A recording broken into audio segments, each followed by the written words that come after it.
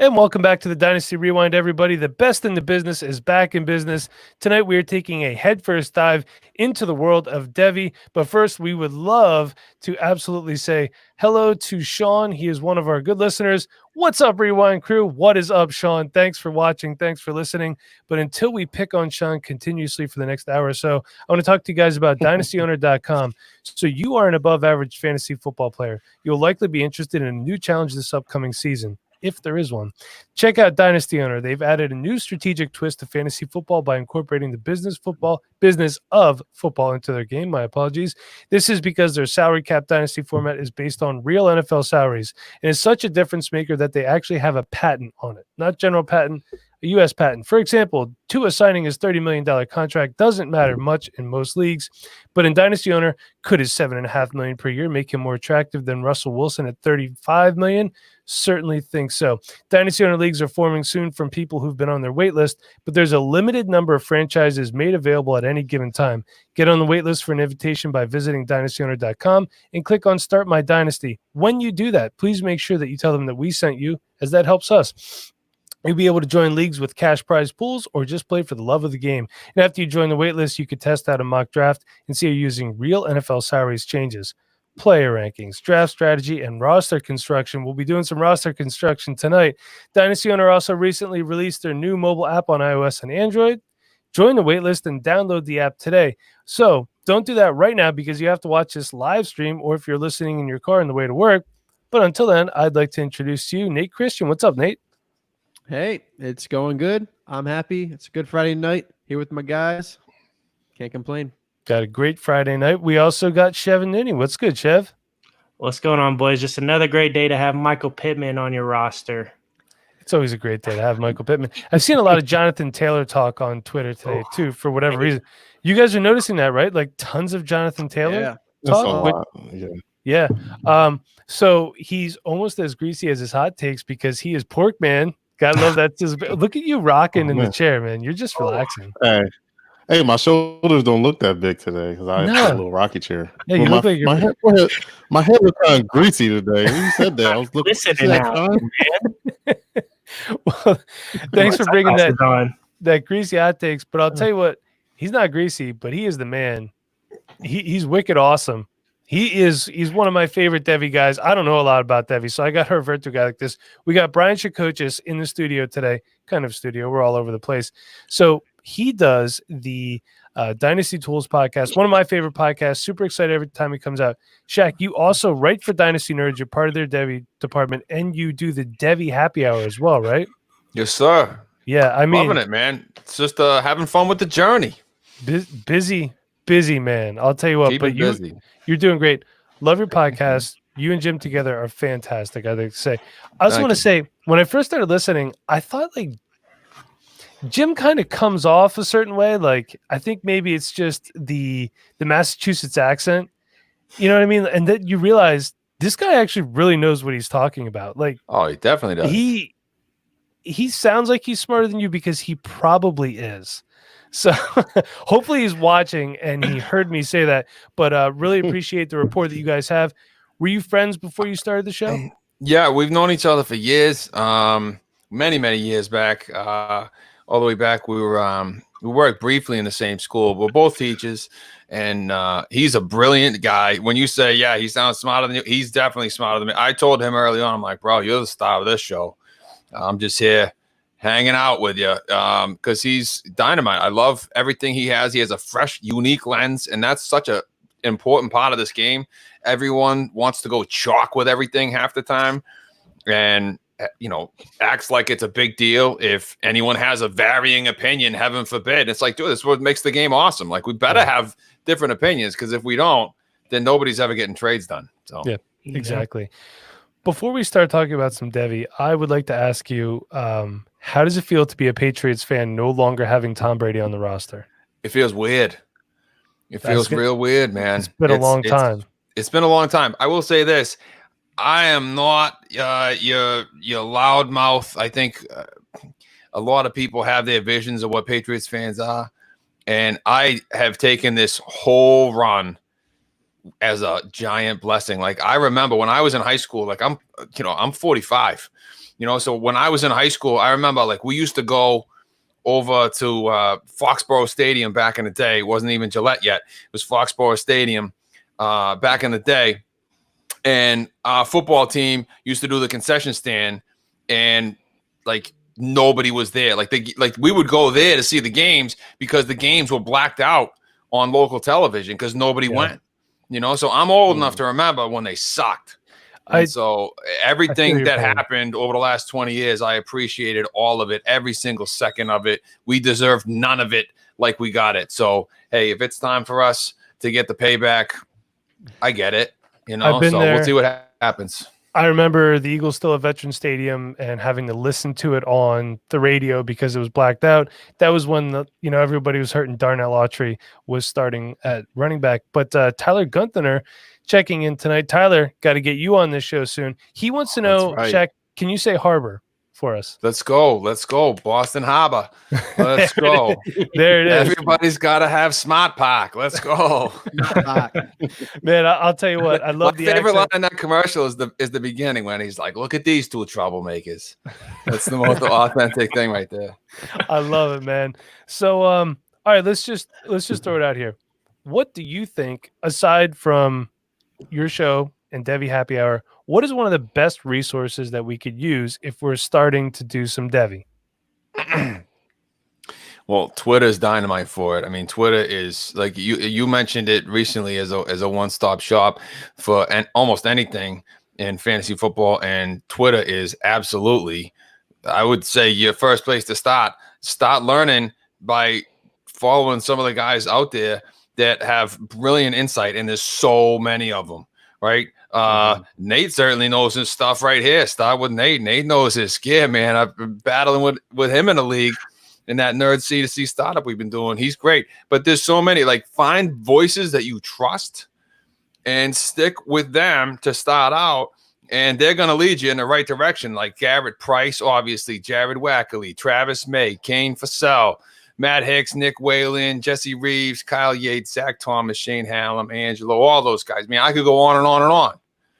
Those guys, I love the insight that they provide. I learn a lot from them, and anything I'm giving out, a lot of time, like we learn from each other. It's like the coaching thing. You know what I mean? Like I used to coach, I used to be an assistant high school football coach. I love that, man. I missed that. I had to give that up because of my wife's new job. But this is how I get my football fix now. You know what I mean? Yeah. But, when it goes back to coaching, coaches learn so much from each other, and everything we're doing, we're stealing from somebody else. Like the old, the Belichick Saban connection, right? Like that old thing with the Shane Vereen lining up as the ineligible receiver, and the Michael Omanawinui lining up at tackle. Remember that thing? And Harbaugh went nuts in the playoffs.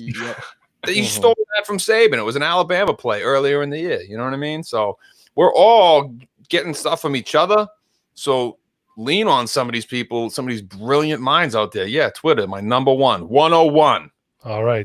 Is it 101 or 11? There's a lot of contention on that one too. I'm fine with either way. 101. I'm fine with 11. Yeah, I hear 101 a lot. I might default to 101. Yeah, I don't know, but it's fine either way. Totally. What do you think about that one, Porkman? Okay, I go with the 101. Doesn't matter to me. What it definitely isn't is the 1.01. Yes. Yeah, definitely not the point in there. You're stupid. Right. Stop. ShacK, before we move on to the next one, Jim wants to say that one of my favorite ShacK accents is when he talks about how much he likes Ray Garvin. He's my boy, Ray Garvin. He's absolutely Destination Devi. Hit him up, check him out. He's got an excellent new community going. That squad that he's got out there, all gas. Jumped in with that. Ray Garvin, awesome. Yeah, he's awesome, the man. So. All right, let's talk a little bit before we start talking about roster construction, everything. Can you explain to me traditional Devi versus what is now kind of, it seems like it's really catching on, is Campus to Canton. Nate, I know you're involved with a lot of C2C stuff now. Is it more than one league or is it 2, 3? I'm not sure. One. There's no way I can do more than one. Okay, but ShacK, I know you've got a couple C2C leagues, right? Oh yeah, definitely. Like that's my way. That's becoming very quickly. That's becoming my way I want to play. anything new I ever add moving forward is going to be C2C, campus to Canton, which is C2C for short. Okay. For people who don't understand, so Devi is just like any other regular fantasy football league that you're in, but in addition to like a rookie draft every year, you got a Devi draft. So people are like, hey, extra drafting. Who doesn't love that? And you're picking however many college football players, developmental players, right? So there's your Devi. And shout out to Scott Fish on inventing this format. All the great things he does. Don't lose sight of that. He invented this great aspect of the game, basically. So you get college players on your squad. So they just sit there and you wait for them. But then when they go to the NFL, they're already on your squad. You don't got to worry about trying to get them in the rookie draft and, where do I place in the rookie draft and everything else. So that's traditional Devi, and that's awesome.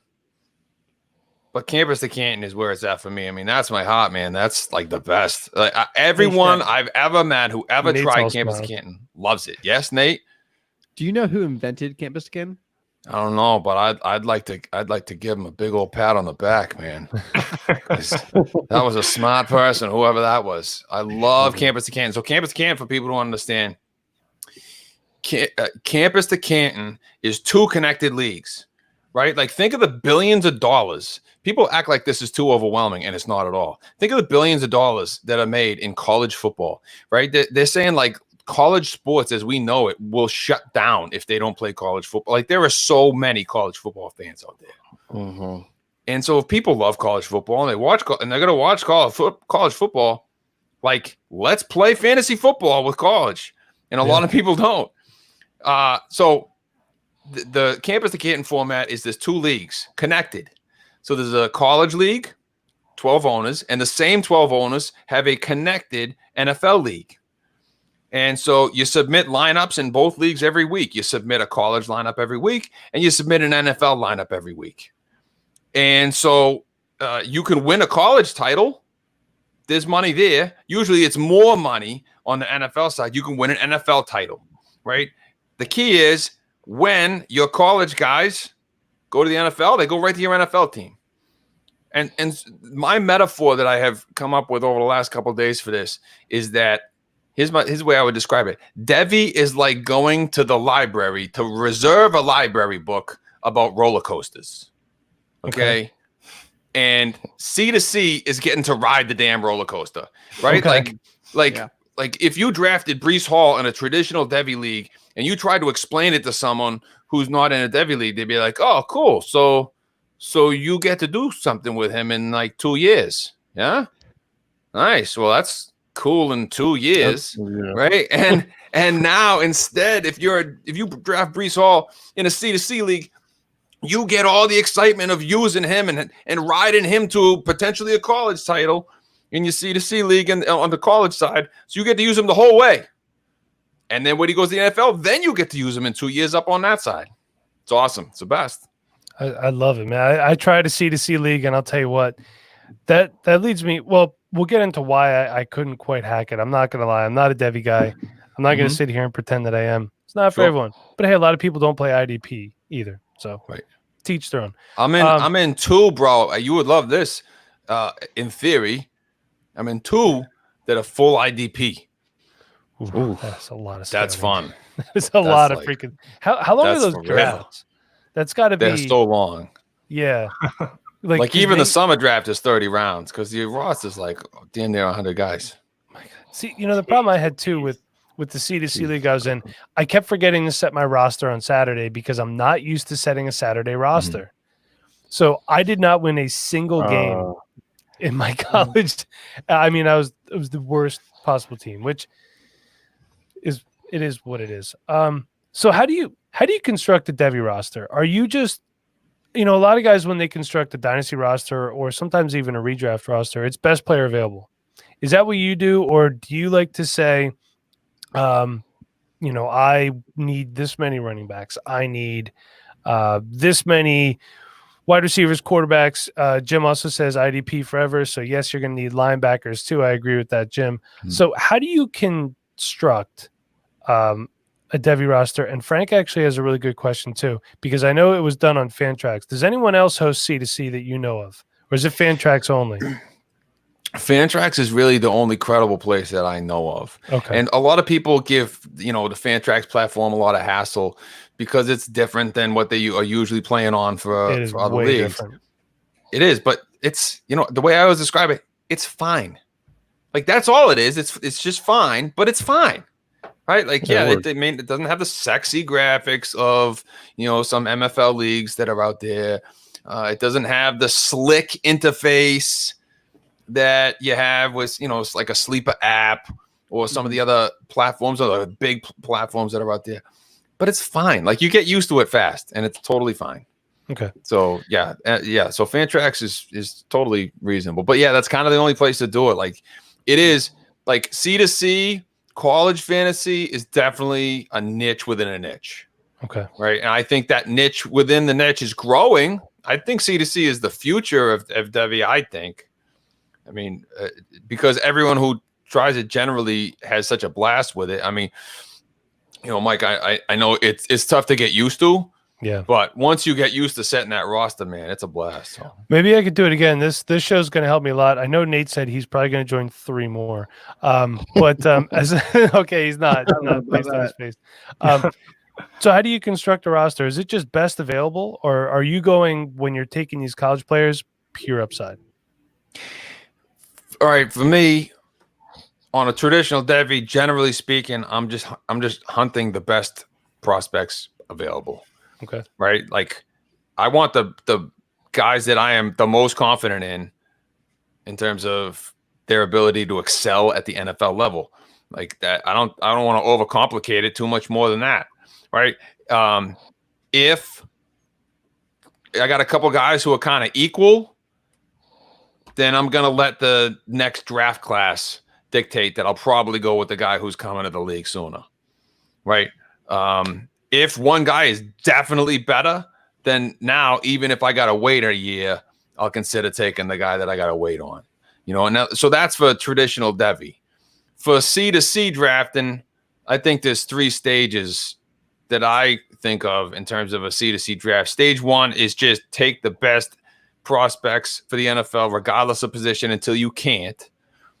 And then stage 2 is where you'd pivot into taking as many guys that you think are potential NFL prospects with an eye on a team build, right? Like, you're going to sort of let that be the tiebreaker. I at some point within that stage 2, you're saying, okay, I need to look at quarterback now because I need to fill my quarterback 2 spot or whatever, right? But I'm still gunning for guys who I think can be NFL prospects. And then stage 3 is when you are going to pivot over to a team build, but you're still going to have that eye on who's got NFL dot throw potential. So at some point, you are going to build out some roster depth. And on a C2C league, you actually want to diversify yourself to some degree at some point so that you don't have a roster that is so loaded with like 2021 guys. If it's all 2021 guys, then you're leaving yourself thin next year. So at some point you want to consider that.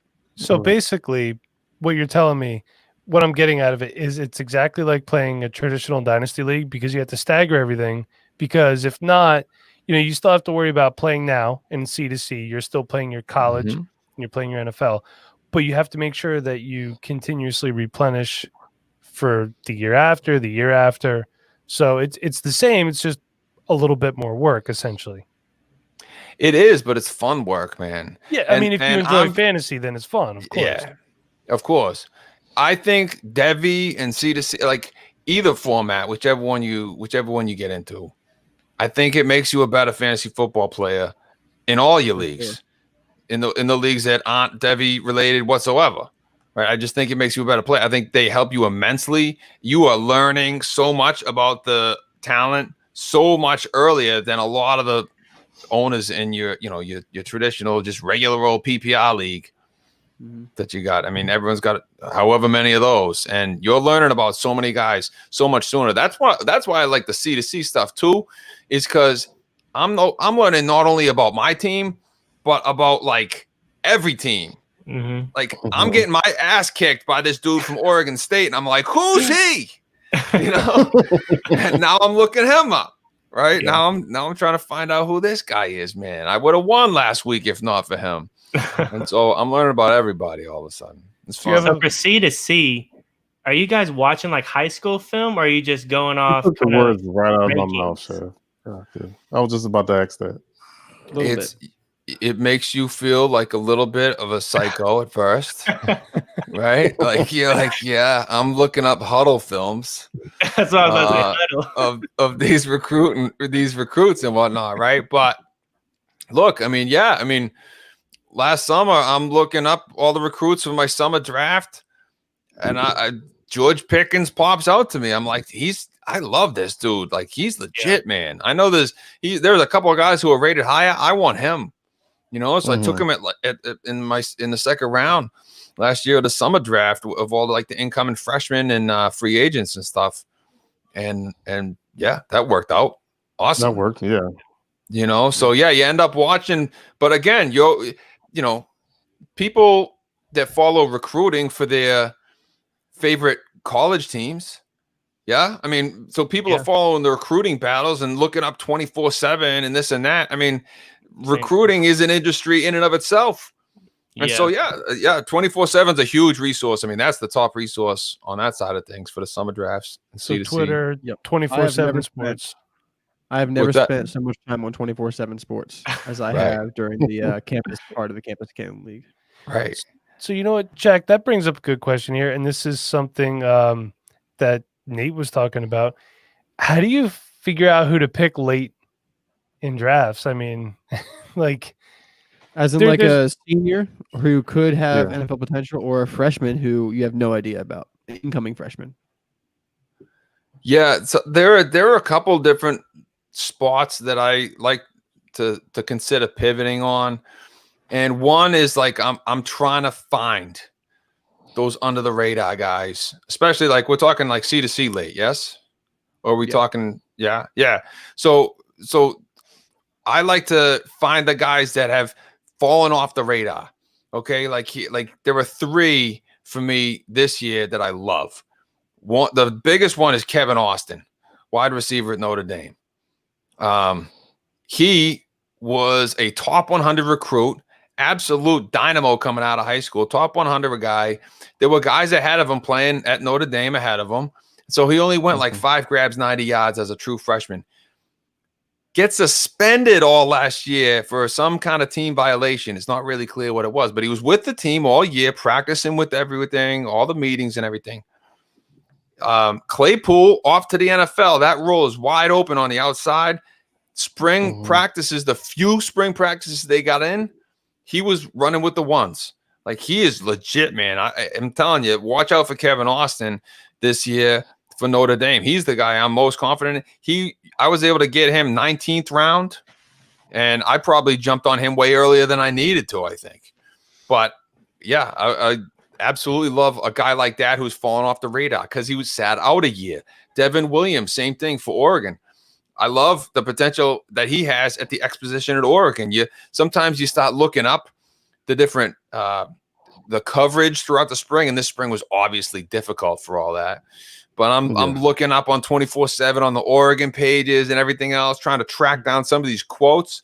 Mario Cristobal talking up Devin Williams, and new offensive coordinator Joe Moorhead talking up Devin Williams. This dude was the #1 athlete in the country on Rivals coming out of high school. He was a top 40-something overall player on 24/7. And he went to USC, transferred to Oregon, had to sit out a year. If you had to sit out a year, you're off everybody's picture. People forget about you, right? So yeah, those guys. Asa Martin's another guy I think that could emerge at Memphis. Yeah. He's sort of the deepest dig there, but just guys like that. And then like on the very, very late end of things, I like to try and take some lottery tickets. Like I grabbed I think my last draft pick in this recent one we did was Austin Barton. Okay, he's a quarterback at UCLA who was behind DTR there, Dorian Thompson-Robinson at UCLA. So he kind of got stuck there. He did a nice job when he started against Oregon State last year. but he ends up transferring. He's a graduate transfer to Purdue. If he can win the job, I mean, they got kind of a wide open competition at Purdue. If he can win the job, or even if he gets the second spot and waltzes onto the field because of injury, he could be something, you know, because they got Rondale Moore, they got David Bell, they got Ncaa coming in. I mean, they got talent. Okay. So take some lottery tickets. Do you mind if we take some viewer questions? Let's roll. I feel like I'm talking too much, though, guys. You are the guest. I'm learning. I'm learning. Yeah, Frank wants to know, and also he said, "Nice job on the graphics, Frank. I just figured out how to use it. I didn't know this was a thing I could do, so it's included. But thanks. He wants to know what kind of roster sizes in the Campus Kitten leagues. They can vary. I mean, we got 45 on the latest ones that I did this year. I like that. I like having big rosters. I want them to be a little bit bigger than the NFL side of things because there's a lot more buys in the college season. And so you got to account for that. And so you do need some more depth on your roster. And then, of course, the talent pool is so damn deep in college too. So you have no problem filling 45-man rosters. I mean, you get in the 44th, 45th round, right? Nate, you can back this up. Like you're still that's where Nate loves to pick. You get all these guys. I'd still love to take all these guys. I was still finding, incoming freshmen who I felt somewhat good about, going to some college program where they might be relevant in 2-3 years, Right. So you're always taking flyers. Yeah, big rosters on the college side are tons of fun, and you have no problem filling them.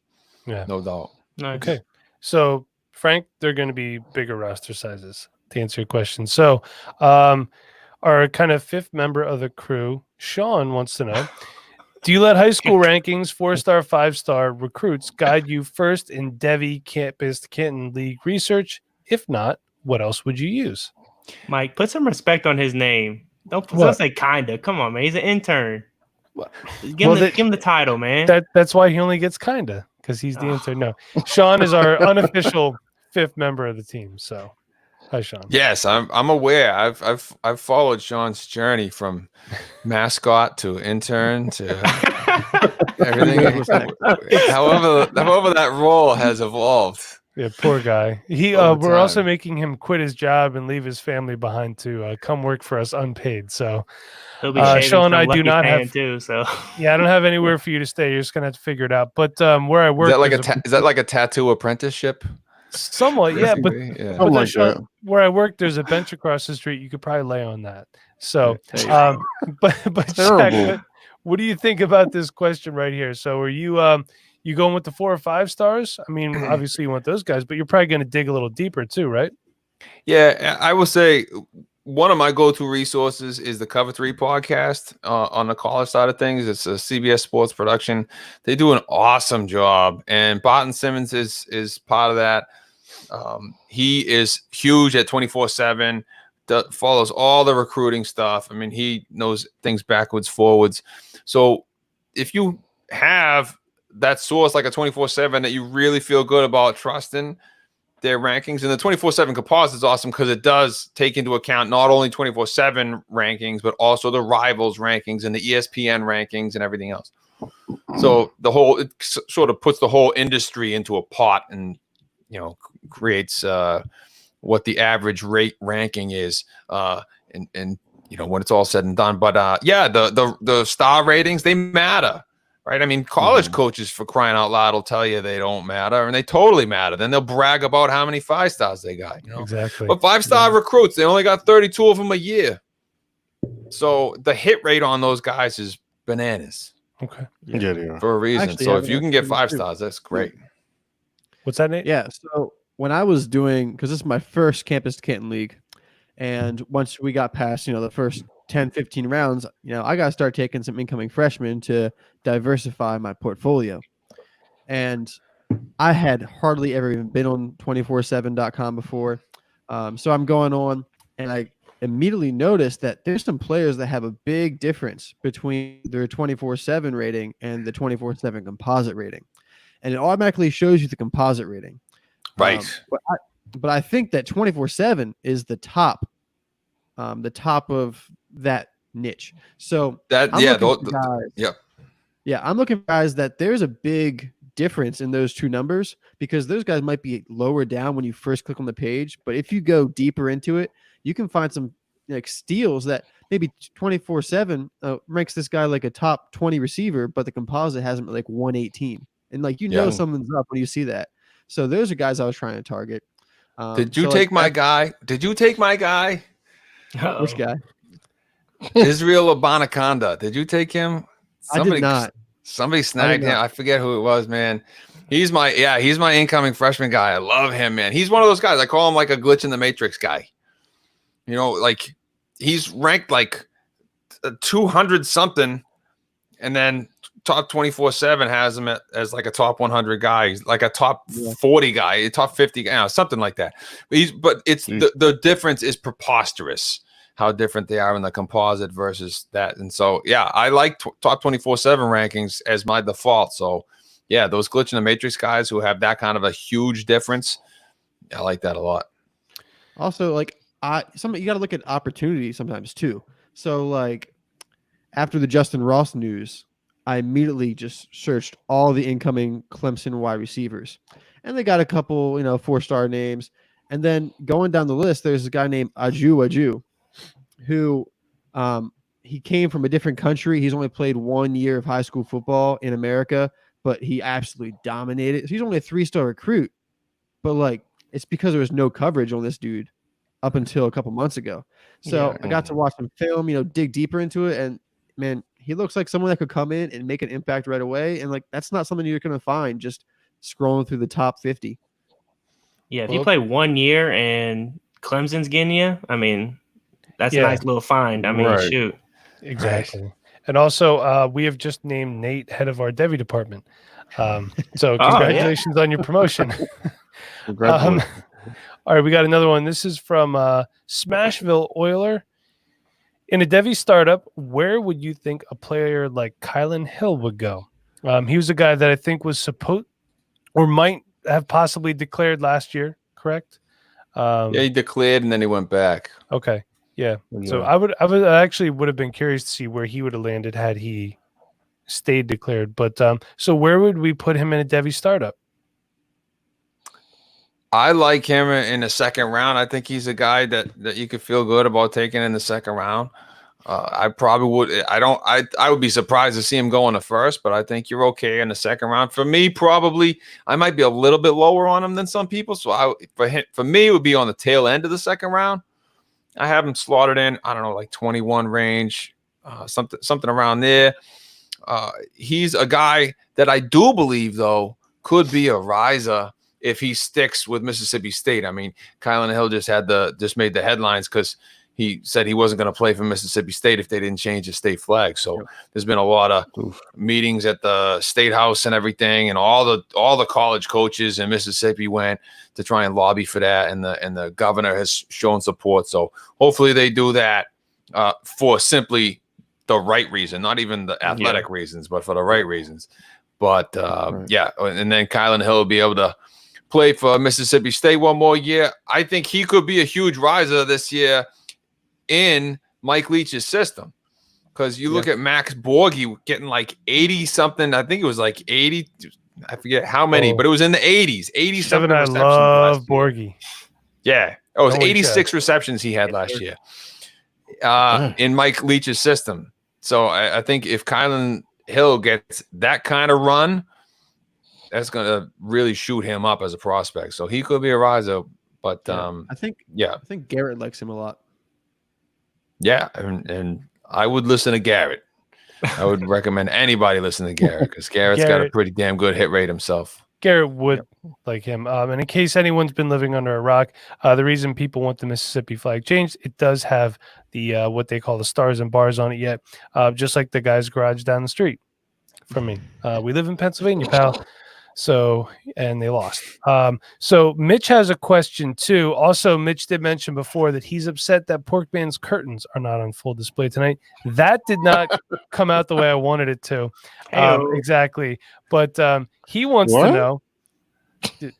Just think about it. We'll get back to that. I know, obviously. If you essentially have two teams, college and NFL rosters, within one C2C league, what determines the rookie draft order in all future seasons beyond year one? Great question. Okay. So I think I'm understanding the question, but to me, it's just like any other league, unless I'm misunderstanding the question. So I think so. I haven't actually played a full season of C2C, but I believe what he's asking is, so the NFL would go opposite of the NFL standings, and the college freshman draft would be opposite of the college standings, correct? Correct. And both will be linear, but there's definitely not as many rounds of the NFL rookie draft because so many guys are already owned. Now, in like the league that we're in, Nate, there's not a lot of waivers. And so there's 3 rounds. I'm in other ones where it's like that. Those IDP ones I'm in with like 100-man rosters. There's only 2 rounds of rookies, and you're lucky if you can get 8 guys, because you can make like 10 claims a year in those leagues. But in ours that we're in, there's only 2 weeks, so that each team can only make 2 waiver claims the entire year. So all those guys that break out, there's more than 24 guys that break out in any given year. And of the 24 guys that get claimed mid-year, they're not all going to be guys in the next draft class. So we have 3 rounds in the NFL rookie draft. But yeah, it's just like any other year. The NFL goes in reverse order. So like if your NFL team is kicking ass and your college team kind of sucks, like you might be early on in the college draft and, at the 112 in the NFL side. Yeah, I think the confusion was if your NFL team does bad, you get top in the NFL draft and the college draft. So they're two. They are 2 separate leagues. Yeah. Okay. How do you determine the start about specifically our league is that there's no FCS players. So this year, especially, that 101 in the NFL rookie draft actually means something because everyone's going to want Trey Lance. Yes, that's if there's an argument about the C2C format, it's that glitch in the matrix, right? Because in our format, the college Devy guys are playing every single week. And so we don't have a format where Trey Lance can live in our universe yet until he gets to the NFL. And so that's definitely an issue in that respect, because all of a sudden that 101 next year, assuming he declares, which may or may not happen. I mean, he's only played 1 year of college football, so we'll see. But that'll be huge next year. And it's disproportionately huge compared to what that 101 would probably be any other year. But Chev, you had a question? Yeah, so when you do a startup draft, can you choose which kind of spot you want, either in like the Devy side of it or on the NFL side of it? Or is it just you start with one and then you go backwards through the college order? You get to choose your spot that way. The way I like to do it is we'll run a randomizer, right? Mm-hmm. And so we run a randomizer and say the 5 of us come out as the top 5 on the randomizer, right? Yeah. And so Porkman gets 1 on the randomizer. So he gets the first pick of a draft slot in either league.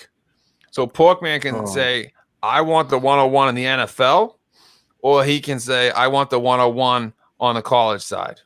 Gotcha. Okay. And then he gets last pick of whatever's left when everyone else picks. Right. So say he gets the first. So Porkman comes out and says, I want the 101 in the NFL. Cool, you got it.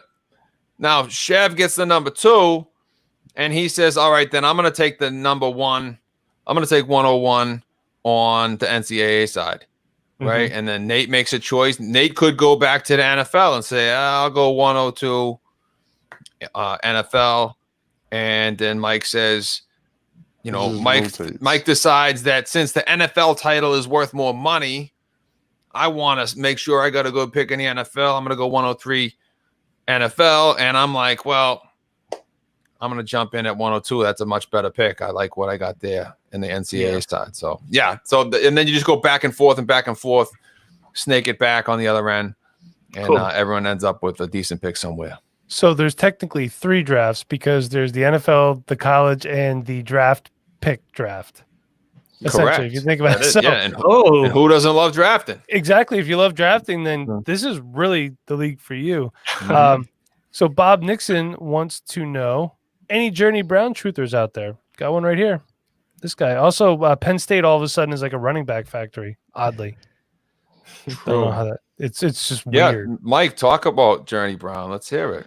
I love me some Journey. Thought him against Memphis was great. I don't think he was supposed to be the guy going into last year, kind of like Clyde Edwards-Helaire, if I remember correctly, wasn't supposed to be the guy and just showed up and worked hard every week. So I think he was only a sophomore last year, so he should have one more year in Happy Valley. So curious to see what they do with him. I'm not the biggest fan of Penn State's quarterback, Sean Clifford, to be honest with you. But they do have the new offensive coordinator coming in from Minnesota. I can't remember his name right now. Blanking on that. So I think the offense is going to be a little bit better this year. Less quarterback his name. He's the former Minnesota guy, right? Yeah. I think when Minnesota spanked Penn State, they really were like, we got to get this guy. But it's hey, Porkman, nobody asked you. I can mute your mic. That's right. But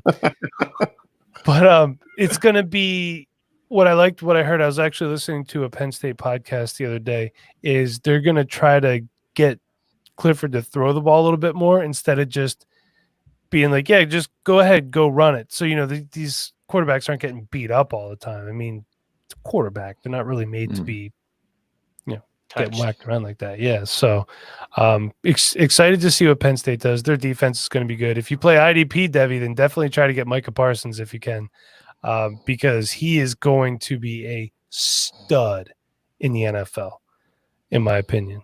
So, Nate, what's your take on Journey Brown? I like Journey. I don't think I'm as high on him as I've seen some people actually rank him like their RB1. Really? For next year's I've seen class. I would have Najee Harris. Yeah, I have Najee as my number 1. Or Chuba Hubbard is fine as well. The Journey Brown truthers are hardcore truthers. Yeah, they are. They are. I like him. He had a really strong end to the season. Yes. You can't deny that production. But I want to see it over the entire season. So preach, brother. I'm waiting before I really jump on that hype train. Well, here's another guy. If you want to talk about Penn State, Justin Shorter entered the transfer portal. So he's going to be forgotten about for a year, like you said, ShacK. So he's a guy that if you're doing a Devy or C2C league and you need a late pick, he was supposed to be something last year. But who's the guy that got drafted out of Penn State in the second round? I'm blanking on his name. KJ Hamler. Yeah, Jahan Dotson showed really well at Fryermuth, their tight end. He showed out really well last year too. So Shorter just really didn't have a spot. So I don't know where he's going to go, but there's a nice late. No, he's going to Florida. Is he going to go to Florida? That's okay, because I haven't really followed up on it. So there you go, Florida. They'll finally have a good route runner down there in Florida, Porkman. Oh, here you go with the disrespect. Dang, Pork, don't take that. We woke him up. I'm messing with you. You looked like you were falling asleep. You're in that rocking chair. You're just chilling, man. All right, so this is something that I thought about, and I still don't know how to do this. Are there any more positions that are valuable in other, or does that depend on the format? Like, do they do in C2C? Do they have any college sides that are like Superflex, tight end, premium? Do they do that, or is it just pretty basic? I'm not sure. So, how do you value positions? Or again, are you just going best overall? Yeah, I mean, like our C2C that Nate and I are in, we have it's 2 QB on the NCAA side, on the college side, because there are so many. It's easy to go 2 QB. I mean, you could go 2 QB, 2 tight end easily on the tight end side if you need to. Although college tight ends, it's not always as deep, I suppose. Yeah. Iffy. But 2 QB is easy on the college side, and we go super flex, tight end premium on the NFL side. Okay. And I think that's not outlandish. That's I don't think anything revolutionary there in the C2C setup. I I would say for Devi, for some C2C stuff, I think if there's one position you end up fading, especially in like traditional Devi, like you're probably fading tight end more than you might in like another situation and in like a rookie draft per se. Yeah, just because there's usually going to be better prospects that you're going to be able to get a quicker, more explosive return on by devoting your Devi picks. It's just funny you say that, but yet the NFL side is tight end premium. So it's like, I understand where you're coming from. You want to grab these guys, but you're gonna kind of punt that position then towards later in the draft, is what you're saying, right? A little bit. I just think you are gonna get a little bit more bang for the buck sometimes with the other positions in terms of knowing what you're gonna get. Sometimes we gotta wait on tight ends so damn long. True. You know what I mean? So you got these Devi picks. Sometimes you just, I don't know. Like I just find myself waiting on tight end a little bit more in the Devi game sometimes. So yeah, I mean, yeah, think about it. Like we're always talking about how tight ends take like 3 years to actually be relevant in fantasy. You know, so say you draft a tight end who's an incoming freshman. You gotta wait like 8 years for that guy to be fantasy relevant. Right. Yeah. Right. You're right. That is pretty rough. Yeah. Yeah. So that's a long walk you got to take. Yeah. To get a kiss on the other end. Especially because, like ShacK said, they're not really that important in the NCAA league because tight ends just don't do much in college usually. And the tight end premium only does so much. Like if you're getting a full point, that can really start adding up. But if it's 1.5 points, they're just not, they're not getting enough usually to make that rack up in a way that, unless you're one of the top guys already, the volume just isn't there. Yeah, you're already lighting it up anyway. Hey, Frank has a good question here. Frank with the awesome questions tonight. Can you trade between the two leagues, NCAA and NFL? Yes, and that's what's so awesome. And you know what? That excited ShacK. Like he got, dare I say, hype, as Nate would say. Nick Chubb. Yeah, full Nick Chubb. Yeah. So, all right, explain this a little bit. So that's awesome that you could do it, first of all. But yeah, tell us how that works. Yeah, I mean, I'm trying to think of like a deal that went down the other day in one of my leagues, and it was awesome. It was like Matt Jackson was involved in it, one of my co-hosts on Devi Happy Hour, and I forget what he got. But it was a really nice deal on the college side. And as soon as I saw it go down, as soon as I saw that email come in, I was like, all right, there's definitely an NFL side because he just raked in that deal. Otherwise, like he would be like, that's not fair. I'm like, so he definitely shipped out something pretty big on the NFL side, and he shipped Mark Andrews to the other guy in the NFL side of the league, which is a big deal because in that league it's a 2 tight end league, so that's extra valuable to get Mark Andrews over there. So, yeah, but that's awesome. And like Kane Purcell, as diehard Minnesota fan as you're gonna get out there. He was in that Survivors League we did a couple months back. I forget who he traded with, but he traded, I think, 2 picks in the NFL startup draft for Rashad Bateman on the college side of things. So you can do things like that, and there's all sorts of crossover trades that can get done, and it's a lot of fun. It opens up a lot of possibilities. That's awesome. Going into the draft, I knew that I was not going to be super knowledgeable about the NCAA draft compared to a lot of the other guys in the league. So in the first couple rounds, I traded down to trade up in the NFL draft because I knew that would mean more to me. So I leveraged that knowledge. So once we got to the NFL draft, like 2 months later, I had a couple like 2 4th-round picks and like 2 6th-round picks rather than those. My boy's wicked smart over there. Nate's a smart guy. Look at that. He's wicked smart. You heard me. And that's a great strategy too. So Nate, I'm sure you got a couple good guys to start out with in your Devi draft, but then you turned it around into something that you knew you could use now. So are you more win now in that league than you would say on the NFL side? Or based on your laughter? QB league? So ShacK can tell you this is probably the craziest draft. I mean, it's the craziest draft I've ever been a part of for the NFL side. I've never seen quarterbacks go off the board so quickly. And I Oh my gosh, I'm usually one to draft a quarterback early because I like having a Lamar Jackson, a Kyler Murray, a Pat Mahomes, and I had the 5th pick, so I missed out on that top tier Mahomes, Barkley, CMC, and Jackson. So I picked Zeke. I considered Michael Thomas and Kyler Murray, and now we got back around to my other pick, like 6 or 7 quarterbacks have gone off the board. Oh dang! So I'm trying to, while everyone's zigging, I'm trying to zag. So I'm like, I'm going to hold, to my values and not reach for a quarterback, even though everyone else is picking quarterbacks. So I picked up Jonathan Taylor. Quarterbacks flying off the board. I pick up Clyde Edwards-Helaire. Quarterbacks are flying off the board. People start texting me and saying, "Hey, Nate, you can't even get a quarterback?" And I think it was until like the 6th or 7th round I decided to pick up a quarterback. At some point, I just had to like double down and just. So I ended up having Tom Brady and Drew Brees. So I'm definitely in win now mode. All right, so there you go. That's how you. But that was definitely awesome. win now. I love that. I thought that was ballsy, man. That everybody literally, it was like this. It was like appointment viewing. I forget what round it was, like the 5th or 6th round or something. I was like on the edge of my seat, wanting to see what he did. I'm like, is he still gonna go again without taking one? Yeah, But it ended up awesome. I think you ended up with a fantastic squad. You're competing right away. That works out. out. You have a third quarterback then, Nate, or I don't remember. I have Gardner Minshew. I went 3 quarterbacks in a row. Okay, all right. You That's not, better have. that's not Yeah, too I thought bad. it paid off. I thought your strategy was brilliant. I thought you smashed it, man. I mean, Thank you. it looks like the Jags are going to try to make it work with Gardner. There's a lot of people saying that they might replace him, but I thought he showed well enough. Look, they invested a 1st-round pick in Blake Bortles. I think Gardner Minshew is better than Blake Bortles. Maybe his arm strength isn't as good, but he's way more accurate.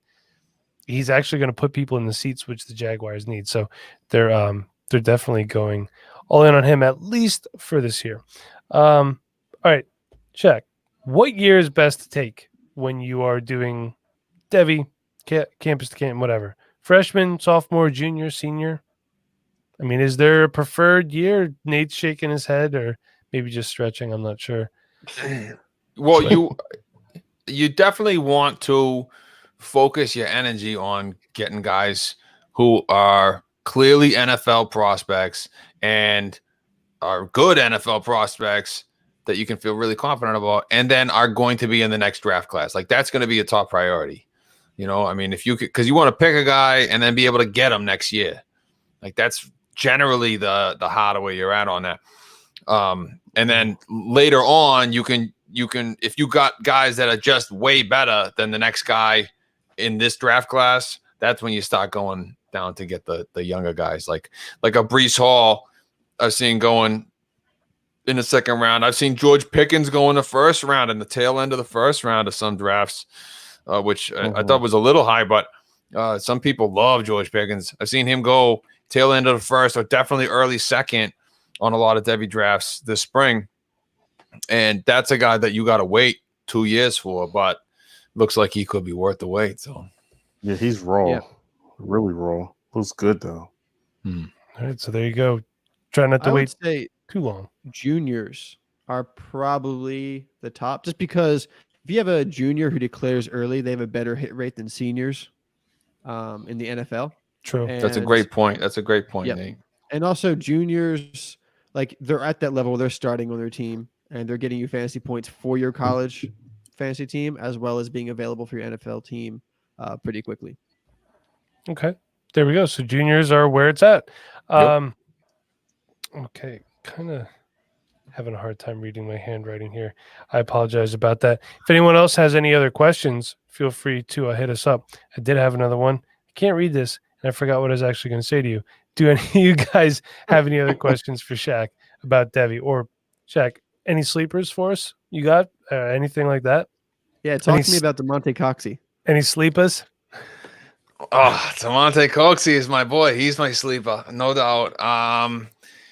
He's a guy who's averaged over 1,200 yards for the last 2 seasons for Memphis. He's 6'3", 200 pounds. He's averaged like 72 grabs, 1225, and like 8 scores over the last 2 years. So he's led Memphis for 2 years in a row. Back for a senior season. He's not necessarily a guy who's a burner, but he's fast enough. And I love this cat, man. He's awesome. So look up some Coxie film. You're gonna love the guy. He plays in the AAC, so people act like that's not really very good.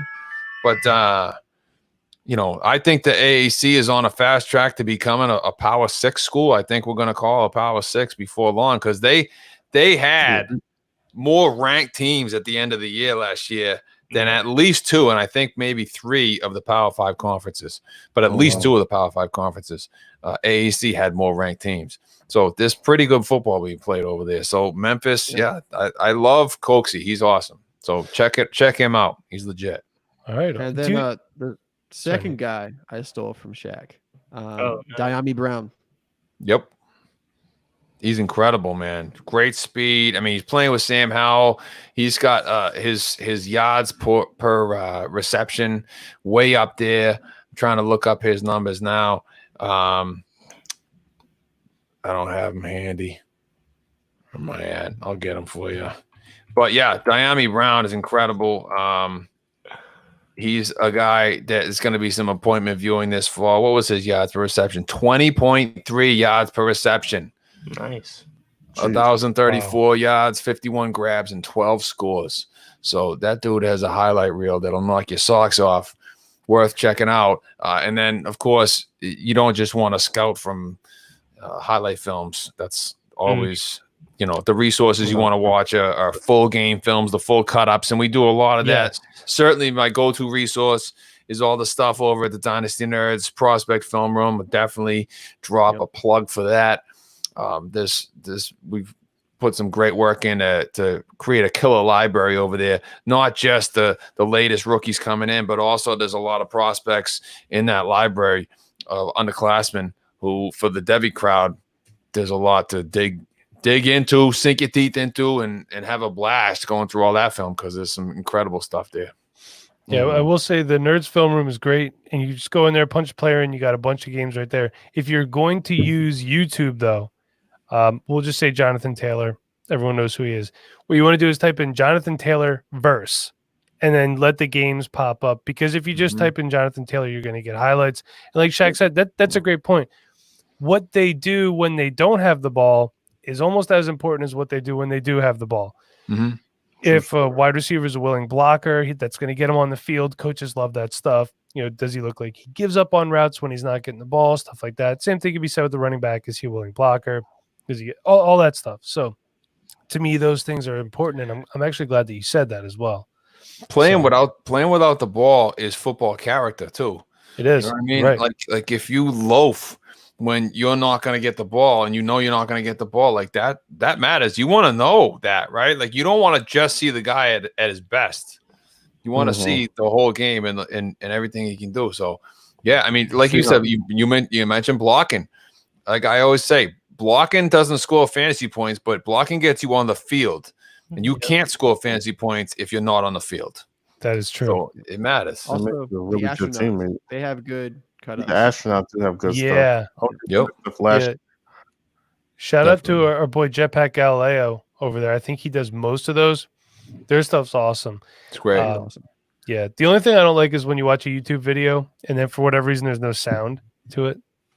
Did you guys ever notice that happens? I don't even mind that, because, like, you know, just coming from, like, I always hated, you know, you watching coaching film for the next opponent or whatever, and they got their huddle films that they send over to you, and it's got the, you know, you're listening to all the parents chattering in the stands and whatnot. Like I'm like, just kill the sound. Yeah, film girl just filming it, just talking drama the whole time.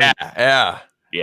Yeah, I could see how that would be distracting. Talking about her Spanish teacher and how she gave her detention. Dude, I'm like, honey, I don't need to hear that right now. Just trying to break down these cornerbacks. I'll tell you what, ShacK, we're at almost an hour, which is usually where we cut off, unless the guys from Poly Sleepers are on, in which case we just can't get off that soon. But I'll tell you what. Since you know your stuff, why don't we just go around real quick? We could talk about each of our favorite schools. I'm a Penn State fan. Nate, you are Maryland, correct? So, yeah, I kind of go for 2 teams, and I'm just kind of cheating, but Boise definitely State. go Terps. Terps and Boise State. I'm a big Boise State fan. That's what got me into watching NCAA football, because it was so easy to root for them because they were always the underdogs. They weren't respected, even though they went undefeated. Yeah. And the blue field, you can't knock the blue field. Smart. So Porkman likes Ohio State for some reason, and Chev is an Oklahoma fan. Can you just, I mean, I know this is, I forgot to mention these before. Can you give us like one player on each of those teams that maybe we could look out for? Oh, okay. All right. On the spot now. All right. So I know, I got you on the spot. I'm sorry. All right. So Boise State, yeah? Boise State? Yeah. Boise State, I love George Halani, man. We were just talking about him tonight on Devi Happy Hour. I love that dude, man. He's awesome. He was a true freshman this year.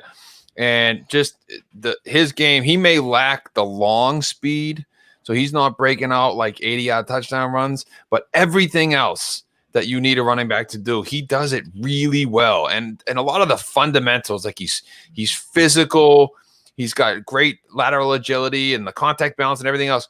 But he plays tough. He's decisive as a runner, understands angles and how to attack angles. And I love just some of the simple running back things he does. Keeps those shoulders square to make lateral agility moves, but keeps square and just attacks north. And dude, I love George Halani. Yeah, he's my dude for Boise State. Okay. And then what's Porkman? What's yours again, bro? Ohio State. Me personally, I really love Chris Olave.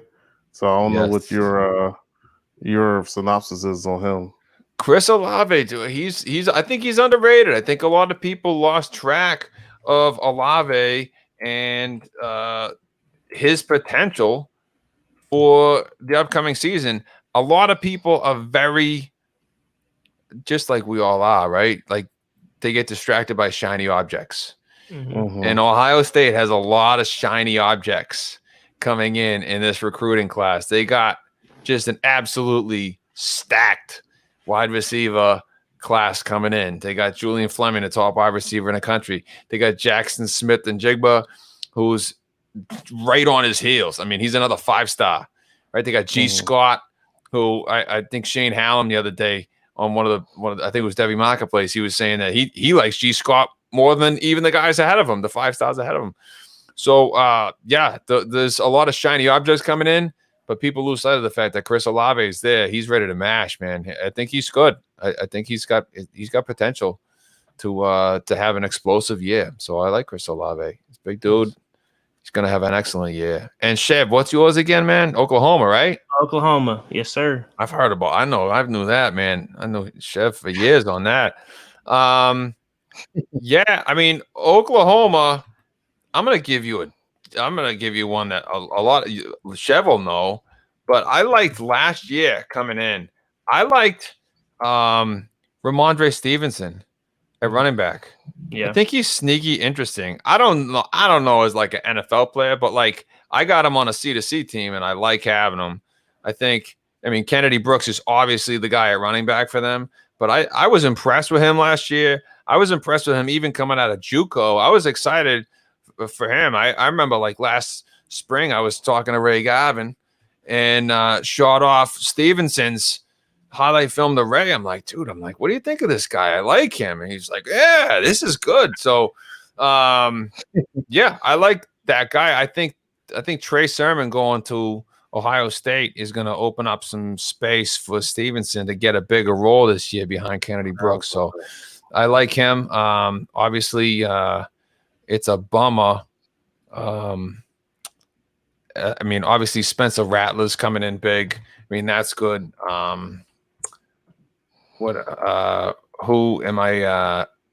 Hazelwood? Jaden Hazelwood. That's the name that was Hazelwood, just escaping me, man. Jaden Hazelwood. That's a bummer, but it doesn't sound like that injury is as bad as it originally sounded. So hopefully he'll be okay, be able to come back there. And Theo Weiss is probably like the guy that may emerge in the meantime. So I think those are the guys for those. What about you, Mike? I'm a Penn State fan. There you go. Yeah, Journey Brown. Dalton. I love Frymouth, man. He's a Massachusetts guy. They got another. There you go. That answers Sean's question. Any good homegrown New England prospects out there? Pat Frymouth from Penn State. Sean. There it is, man. Pat Frymouth. Sean, State. Change your avatar too. Put a picture of you up there. Yeah, Frymouth is a Massachusetts guy. Yeah, he's looking Gronkish, man, out there. So you must love him. He's phenomenal. He's Yeah, legit. so oddly, like Penn State switches from being linebacker U to now they're pumping out good running backs and tight ends all of a sudden. Like I don't understand it. I'm not complaining. Nope. So, Not one bit. They got another Massachusetts kid coming in. They got a lot. So I think it's Dalton. Dalton's coming in that recruiting class in the wide receiver core, but they're always so deep, man. So it's not like he's probably going to do anything soon. But it's weird. They actually recruit a lot from around here too. So Saquon Barkley grew up like right across the bridge from where I am right now, in Copley, Pennsylvania, and Jahan Dotson, who's on the team now. Yeah. He grew up in Nazareth, which is about 20 minutes in the other direction from me. So it's cool to see like the big school in the state recruiting from in-state. I like that. And I'll just last one for you here. Frank says, "Go Gators." Van Jefferson, LaMichael Pirine, love those guys. But anybody on the team now, there is a tight end on the team. I can't remember his name, but Ray Garvin says he likes him better than Freiermuth. Do you know about him, and do you agree with that?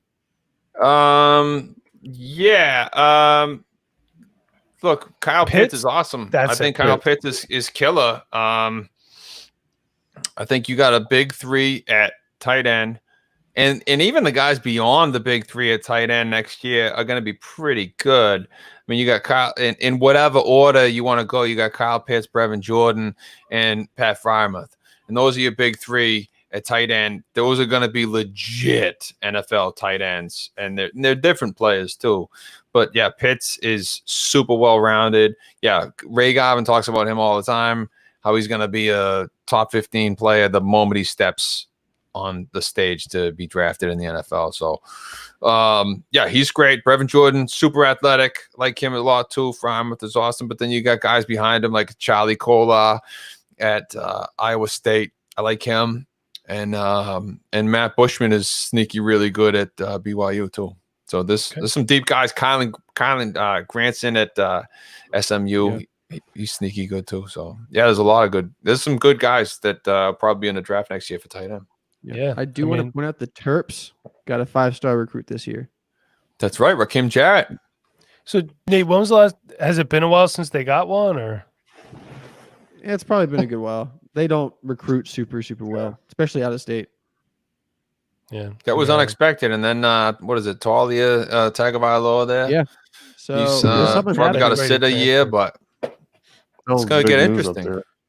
Yeah, Maryland's going to be sneaky good though in a couple years. Then, yeah. I mean, it's been rough since they moved to the Big Ten. Moving to the Big Ten was a big jump for them, and I don't think they were necessarily ready for it. But long term, it's going to help so much, and it's starting to pay off. Yeah, I like Deshaun Jones coming back this year too. If you can get back from that injury, because he was looking good as a true freshman. Mm-hmm.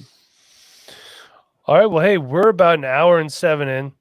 Before we close it out, Chev, I believe I saw you get up to get something. You have something for us before we head out? Yeah, so my phone's always dead whenever I get home, so I had to put it on the charger, but I'm good all now. The time. All the time your phone's dead. Boy, just be quiet and make my Madden picks. Come on. ShacK, I do got a question for you. So it's the summer of love for the Dynasty Rewind here. I want to hear your favorite love for a player in NFL, Devi, and then high school. Okay. I got confused by the end of that question, though. So who do you love in those aspects? So NFL, Devi, and high school. Who's your favorite player? Okay. Like incoming freshman people. So by in the NFL, that's who do I like? I'm trying to think of like who I own the most. But look, I'm just gonna default a guy that I don't really own a lot. But who's my favorite NFL player? Who do I love? I love Tom Brady, man. Tom Brady's brought me so much joy. I mean, there's been so much joy in my life watching sports. Just the communal atmosphere of that, and that's why we love this stuff so much, man. Right? Like we love coming together with each other. And that's what's so great. And like just whether we're able to come together here, even remotely, I know. Yeah, Mike's showing me the Eagles championship banner. I know, man. Hey, I got you. We got plenty, man. We got plenty. I'm not complaining, So just all that joy, all those times, like I still remember 2001, the just like tears in my eyes, the joy, jumping into my buddy's arms, my buddy Chuck's arms, and Andy and Shaggy and everyone else, and we're just beside ourselves. And then all the times that we got to do that since then, the Falcons Super Bowl, like Tom Brady, man, you want to talk about love? That's brought a lot of joy into my life with the people that I was able to do that with. So hopefully we can get sports back this fall for that. Yes, please.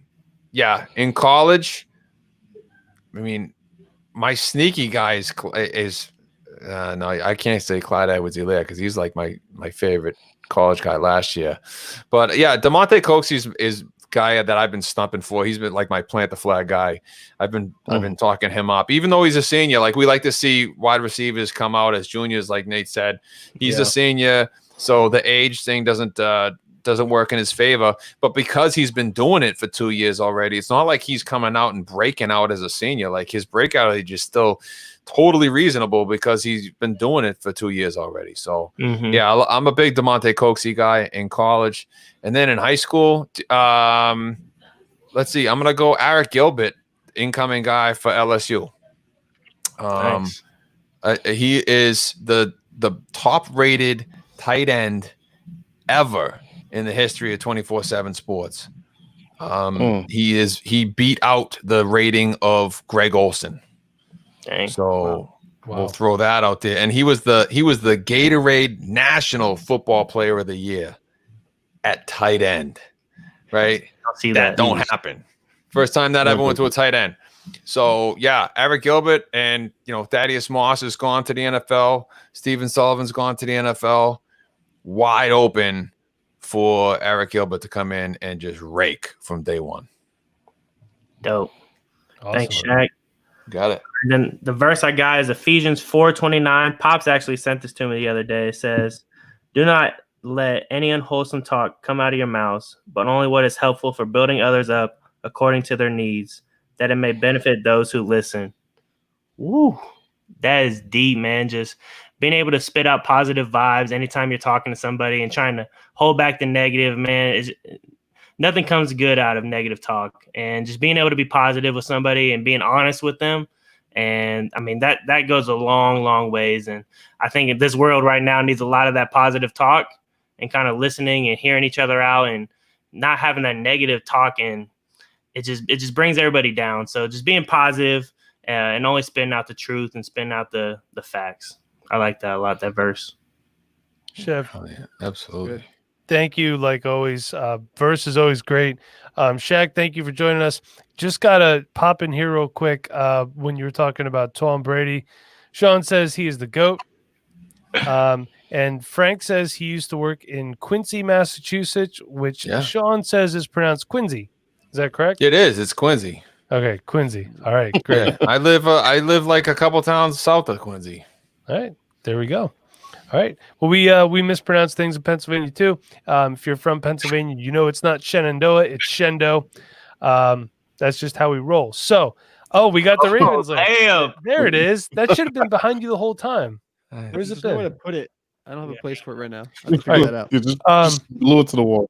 I will be down this weekend to secure it to the wall properly somehow. We'll figure it out. We will be giving that lamp away at some point. Maybe, I don't know. Maybe we won't. But ShacK, thank you so much again for coming and hanging out with us. Your knowledge is fantastic. We really appreciate it. Anything else you want to say before we head out for the evening? Hey, it's been an honor. I've listened to you guys from episode 1. I absolutely love it. And Chef, just to be here while you're reading that verse live was really just awesome and an honor. I love it, man. So just the positive vibes that you guys have always had from episode 1. It's just it's fantastic. I've really enjoyed chatting with you guys, and thank you so much. It's been great. Appreciate it, ShacK. I say this a lot, but I don't say it unless I mean it. You're welcome back anytime. Get to know ShacK online. It's Brian Shacochis. Did I say that right? You did, man. You got it. You got it down. I try. It's impressive. As good as he is as a Devi analyst, he's a better human being. Thank so you, sir. I'm glad to say that I know you. Glad to say I call you my friend.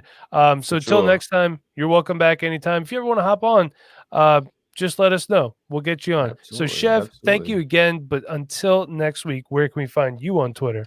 So you can find me at ChevBoyRD, boy with an I. And ShacK, where can we find you and all your awesome work on Twitter? At Dynasty Tools, happy to interact anytime. And definitely, he's very responsive in DMs. Check out his podcast. It's a wicked pissa, if I could say. I listen to it every time it comes out. So Porkman, until next week, where can we find you on Twitter? You can find me at FF Porkman. All right. And Nate, how about yourself? You can find me at Nate NFL. And if you are so inclined, you can follow me at the MBR85. I would prefer if you followed this show at Dynasty Rewind. We still need like 100 some more people until we're at 1,000 followers. So come on, people, get on that.